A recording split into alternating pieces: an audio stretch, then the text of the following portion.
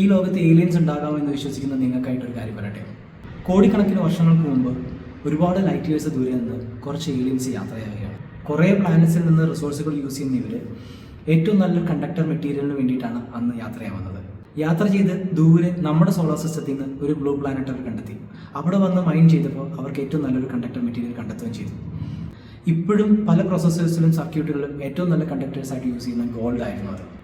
അന്നത്തെ അവരുടെ technology use ചെയ്ത് ഇവിടുന്ന് ഗോൾഡ് എല്ലാം മൈൻ ചെയ്ത് അവരവിടുന്ന് കൊണ്ടുപോവുകയും ചെയ്തു. പോകുന്നതിന് മുമ്പ് അവർക്ക് വേണ്ടി വന്നത് ഇവിടെ അവർക്ക് വേണ്ടി പണിയെടുക്കുന്ന കുറേ ജീവികളെയായിരുന്നു. അന്ന് ഭൂമിയിലെ ജീവനോട് ഉണ്ടായിരുന്ന ജീവികളെയൊക്കെ അവർ പരീക്ഷിച്ചപ്പോൾ എല്ലാം ഇന്റലക്ച്വലി ഇത്തിരി ലോ ആയിരുന്നു. ഈ ബുദ്ധിയുള്ള ജീവികളെ കൊണ്ടേ പണിയെടുപ്പിക്കാൻ പറ്റുള്ളൂ എന്ന് അറിഞ്ഞ അവർ മണ്ണിൽ ജീവിക്കുന്നതും വെള്ളത്തിൽ ജീവിക്കുന്നതുമായുള്ള പല ജീവികളുടെ DNAസും അവരുടെ DNA കൂടെ മിക്സ് ചെയ്ത് പല ക്രീച്ചേഴ്സിനെ അവർ ക്രിയേറ്റ് ചെയ്തു. മനുഷ്യനോട് രൂപസാദൃശ്യം ഉണ്ടായിരുന്ന ഇവർ അവരുടെ DNAയും ഇവിടുത്തെ ജീവികളുടെ DNA കൂടെ മിക്സ് ചെയ്തപ്പോൾ പല പല മാജിക്കൽ ക്രീച്ചേഴ്സിനെ ക്രിയേറ്റ് ചെയ്യാൻ പറ്റിയിരുന്നു.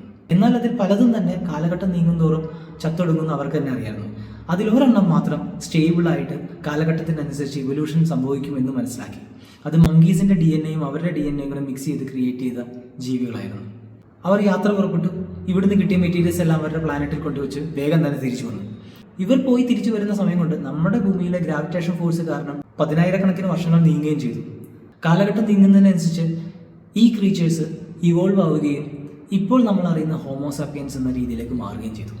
എന്നാൽ അന്നുണ്ടായിരുന്ന കുറേ മാജിക്കൽ ക്രീച്ചേഴ്സ് ഇതെല്ലാം വംശനാശം വരികയും ചെയ്തു. തിരിച്ചെത്തിയ ഏലിയൻസ് ഇവർ ക്രിയേറ്റ് ചെയ്ത ഈ ക്രീച്ചേഴ്സിനെ മനസ്സറിഞ്ഞ് സഹായിക്കുകയും ചെയ്തു. ഒരുപാട് ടെക്നോളജീസും കുറേ ടെക്നിക്സും അവർ പഠിപ്പിച്ചു കൊടുത്തു. വന്നിറങ്ങിയ സൂപ്പർ ബീയിങ്സിനെ ഇവർ ദൈവമായിട്ട് കണ്ടു, ഇവരുടെ ക്രിയേറ്റേഴ്സായിട്ട് കണ്ടു. മനുഷ്യൻ്റെ ഹിസ്റ്ററിയിൽ പല മിത്തുകളിലും പല റിലീജിയനിലും ഇവരെ പല പേരിൽ അറിയപ്പെട്ടു. അവർക്ക് വേണ്ടി ഇവർ പണിയെടുത്തു തുടങ്ങി. ഒരുപാട് സാധനങ്ങൾ ഇവർക്ക് വേണ്ടി എത്തിച്ചു തുടങ്ങി. ഇവർക്ക് വേണ്ടി പല ബിൽഡിങ്ങും കെട്ടിക്കൊടുത്തു. അതേപോലെ തന്നെ ഗോൾഡ് മൈൻ ചെയ്ത് ഇവർക്ക് വേണ്ടി കാണിക്ക വയ്ക്കുകയും ചെയ്തു.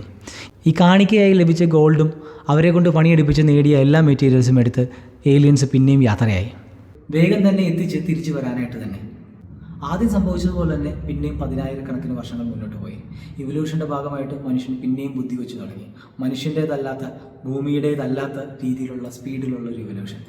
അതിൻ്റെ ഭാഗമായിട്ട് മനുഷ്യൻ ഒരുപാട് മാറ്റങ്ങൾ ഈ ഭൂമിയിൽ വരുത്തി ഒരുപാട് കണ്ടുപിടുത്തങ്ങൾ നടത്തുകയും ചെയ്തു. ഇപ്പോഴും മുഴുവനായിട്ട് ഉപയോഗിക്കാൻ പറ്റാത്ത രീതിയിൽ, മുഴുവനായിട്ട് മനസ്സിലാക്കാൻ പറ്റാത്ത രീതിയിൽ നമ്മളുടെ ബ്രെയിൻ നമ്മളുടെ ഒപ്പം തന്നെ ഇപ്പോഴും ഉണ്ട്.